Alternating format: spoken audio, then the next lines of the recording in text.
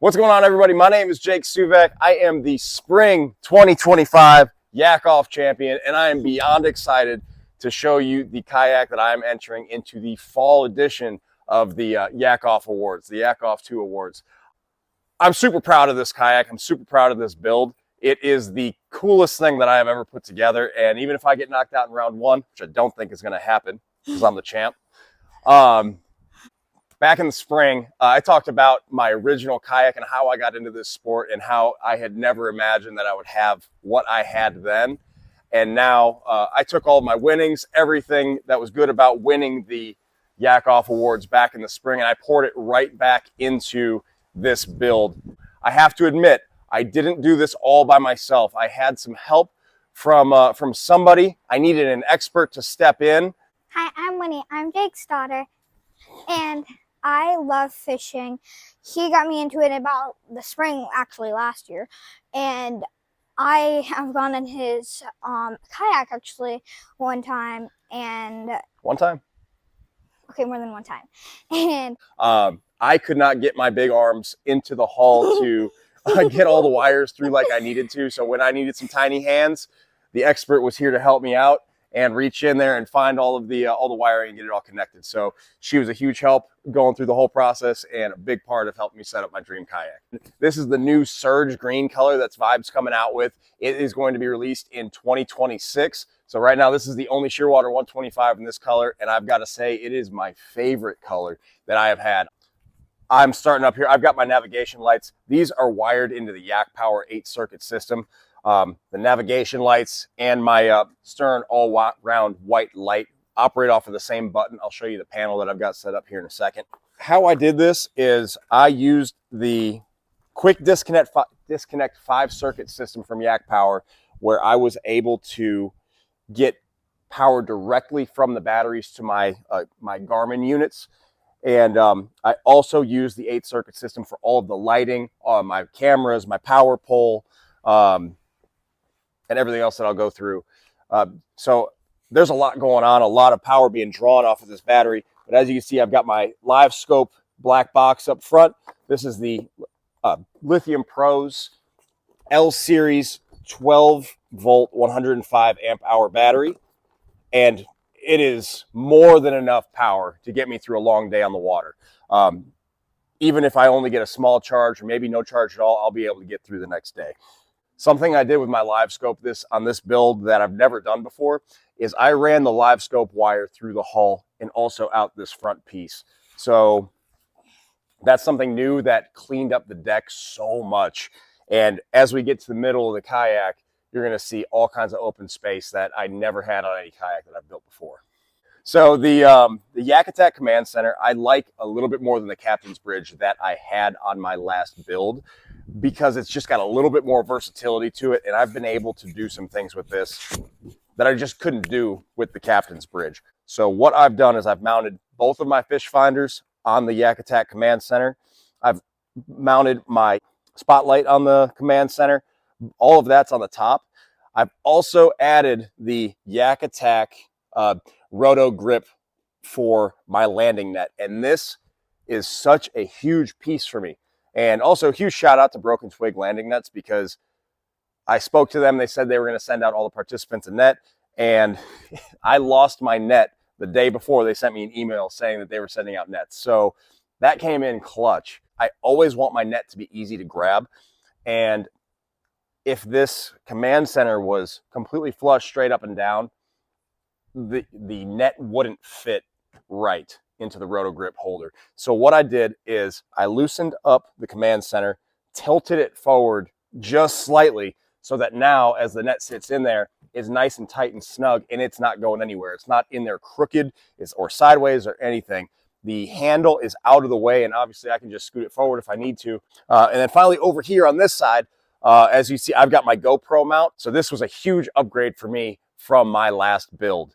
I went with the Garmin EchoMap Ultra 2 106 SV units, and they're incredible. But the biggest reason I switched from Lowrance to Garmin was to have the full kayak setup. So I've got my screens, 2 screens right here. I've also got the foot pedals installed right here. These are track mounted and they are a perfect fit. Keep my legs nice and long. And I've still got room to slide them forward if I want to. Along with the 2 units and the foot pedals right here in the midship before we get back to the force current motor, we've also got our Sniper Marine sniper pole, which is mounted on the holster mount. And I've got the Garmin Live Scope LS, LS34, the new Live Scope mounted on my Sniper Marine mode shift bracket. I've got the Snipe Air Industries armor plate mounted right here, and I've only got it on this side because this is the only side I really needed to mount things that needed a little sturdier position. So I've got my stowing cable for the Garmin force current motor right there. My motor is going to be deployed, and then I can move around, and this is going to be very sturdy for keeping my Sniper Marine sniper pole locked into place whether I've got it stowed or it's in the water.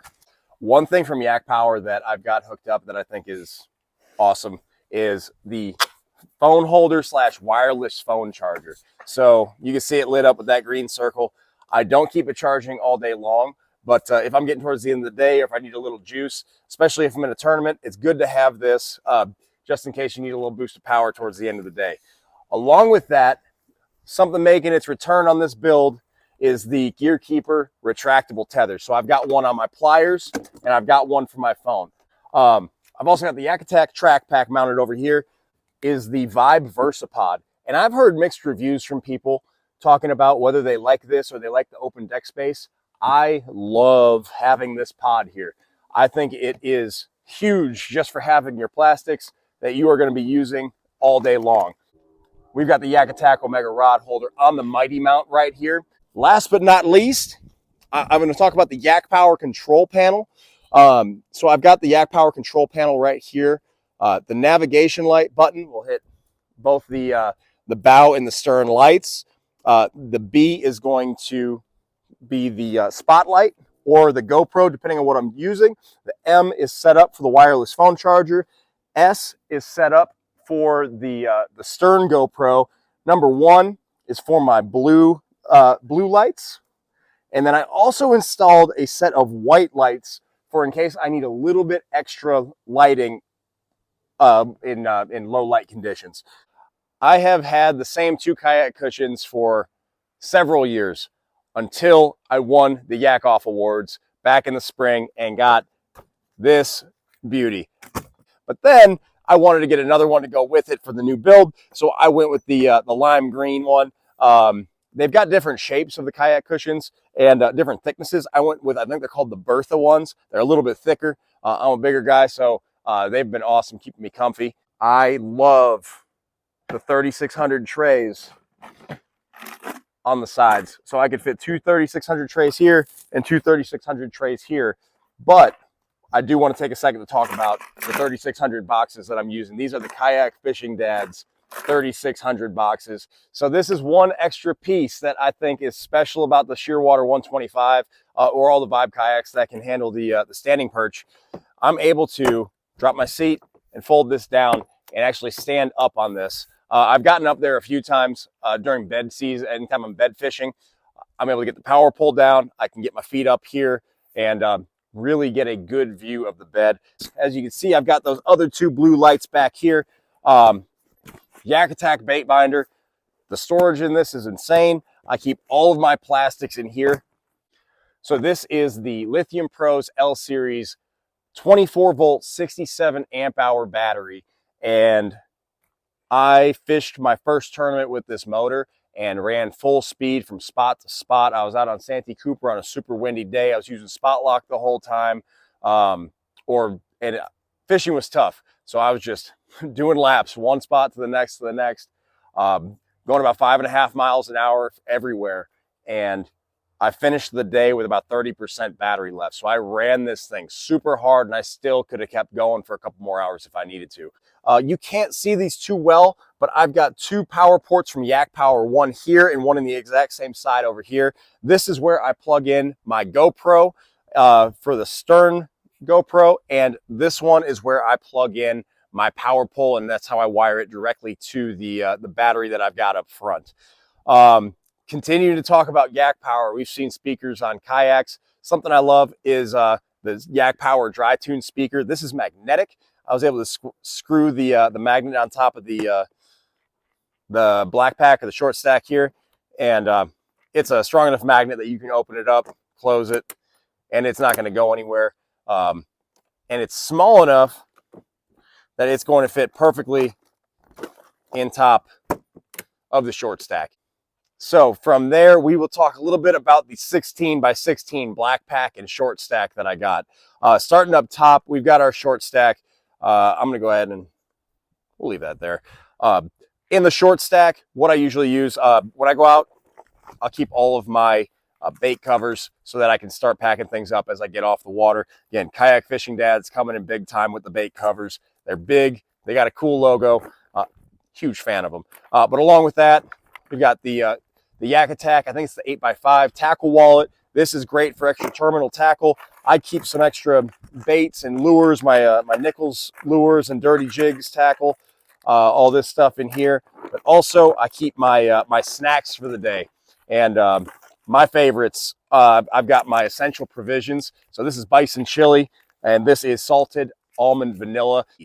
Going into the main section of the black pack, I've got 5 3,700 boxes.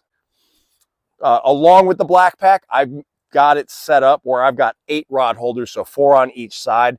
So those, along with the 4 rod holders that come flush mounted on the Shearwater125, I can bring out a maximum of 12 rods. I really try not to. This is my ideal setup. This is 10 rods, 1 rod holder on each side getting used from the kayak itself, and then all 4 of the rod holders being used on the black pack.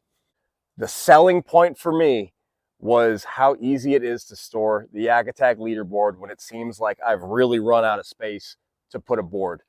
So this thing is cool. It's a big board. I like that it comes built in with your identifiers. They just fold right down in there. You don't have to keep them on there. I do just so I don't lose them. But the oh shoot, I forget the name of this. The leaderboard holder that they've built is perfect. You just reach it back, put it in the slot, fold it up. It doesn't go anywhere. It's in there nice and sturdy. But it's also out of the way. Back here, we have got the Garmin force current motor. I saw a lot of stuff online about this that, you know, people weren't sure about having the stern spot lock or anything like that. And I have loved this motor. Something that's huge for me is having the wind at your back using spot lock and being able to cast at something like a windy point without having to fight the wind. Along with this, I've got this motor mounted on the one objective Shearwater125 stern mount. Also back here, we've got our Yak Power all-around white light and safety flag. This thing is great. Along with that, we have got the power pole micro anchor mounted on the back. Now, how much I use this with this motor is very limited, but I do want to keep the power pole mounted on the stern of this kayak. Again, mostly when the bass are spawning, so that I can put the pole down and not have to worry about my prop kicking up dust in super shallow water or anything like that. One thing I forgot to point out, we've got our first aid kit. A very, very important piece of any kayak. So that way, if you're ever on the water and there's an emergency, you can pull out an Uncle John's cider. All right, guys, that is it for the walkthrough of my Vibe Shearwater125, going from the bow back to the stern. Thank you for watching. If you've got any questions, comments, anything at all, if you need me to walk through anything or show you something in a little more detail, feel free to drop it in the comments, reach out on Instagram or social media. I'd be happy to help you get set up with anything that I've got laid out on my kayak. I appreciate all of the support from back in the spring. So anybody coming back here for round 2, I hope I've earned your support again. And for everybody that's new to the Yak Offs, voting for the first time here in the fall, I hope you like my build. Again, if you got questions, let me know. I'm super proud of this, really excited about it. No matter what happens, I'm just so happy to be able to call this my kayak. And again, I put everything that I won from the first Yak Offs right back into this build. I want to compete. I want to win again. I'm going for that repeat championship. I want another belt to hang on the wall.